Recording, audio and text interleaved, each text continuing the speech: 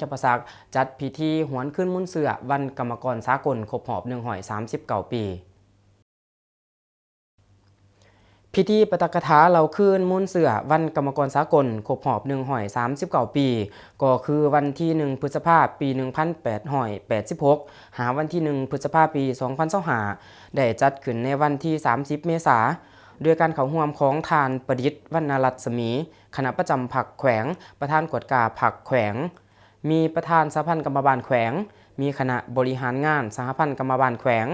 มีประธานสหพันธ์กรรมบาลหากฐานจากแผนกการพร้อมด้วยสมาชิกกรรมบาลอ้อมข้างแขวงเขาร่วมในพิธีครั้งนี้ก็ได้รับฟังการหวนคืนมุนเสือของวันกรรมกรสากลซึ่งได้ยกให้เห็นถึงประวัติความเป็นมาและความหมายความสำคัญของวันกรรมกรสากลในนั้นได้ยกให้เห็นขบวนการลุกฮือขึ้นต่อสู้กับชนชั้นนายทุนเพื่อท่วงให้เพิ่มค่าแรงงานและลดพรชั่วโมงเฮ็ดเวียกลงขบวนการต่อสู้ของชนชั้นกรรมกรชาวผู้ออกแรงงานนับมือมีการเติบใหญ่ขยายตัวอย่างบ่หยุดยั้งวันที่1พฤษภาคมปี1886ในประเทศอเมริกาก็คือเมืองชิคาโกกรรมกรชาวผู้ออกแรงงานได้ต่อสู้เรียกร้องให้นายทุนปฏิบัติตามการเสนอโดยเฮ็ดเวียกบ่เกิน8ชั่วโมงต่อมื้อกำหนด8ชั่วโมงเฮ็ดเวียก8ชั่วโมงพักผ่อนและ8ชั่วโมงแม่นทำเฮียน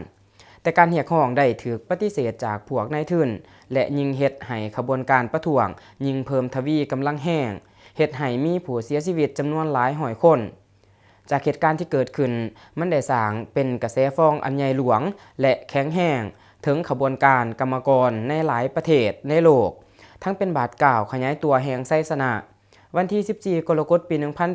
1889กองประชุมพรรคคอมมิวนิสต์สากลครั้งที่2ได้เปิดขึ้นอยู่นครหลวงปารีสประเทศฝรั่งซึ่งมีผู้แทน323คนจาก22ประเทศเข้าร่วม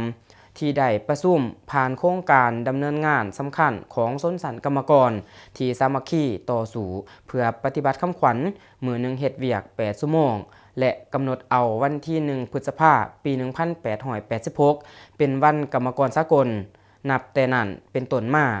วันที่1พฤษภาคมของทุกๆปีจึงกลายเป็นวันบุญใหญ่ของชนชั้นกรรมกรในทั่วโลก